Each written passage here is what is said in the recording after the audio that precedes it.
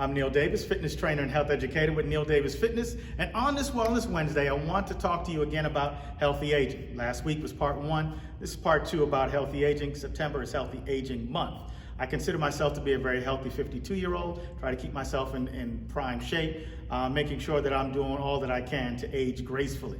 Now, the things that we want to avoid doing is one, not getting enough sleep. If you're not getting enough sleep, you want to make sure you're in the vicinity of the 8 hours. If you can't get the 8 hours, make sure you're getting enough sleep. It really can age you poorly. The second thing we want to talk about is you want to make sure that you're not having living a sedentary lifestyle. You've got to move. CDC recommends at least 150 minutes of moderate to intense activity. So you want to make sure that you're doing that as well. Next thing is dealing with stress. You have to deal with that stress. Whatever's causing it, it's tough, and I know it can be a hard thing to deal with, but we want to make sure that we're doing all that we can to deal with our stress. If you need to see someone professionally, like a therapist, it's important to make sure that we're doing all that we can to deal with that. The next thing I want to talk about is making sure that you have a social circle. You don't want to be lonely, whether it's a church home or some friends from school, whatever the case is, or your coworkers. You want to make sure that you're doing all that you can for that. And then the final thing that we want to make sure that we're dealing with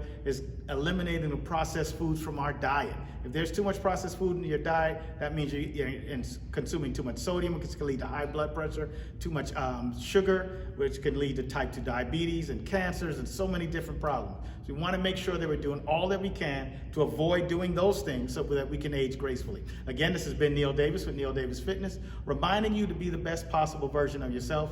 Until next week, have a great day.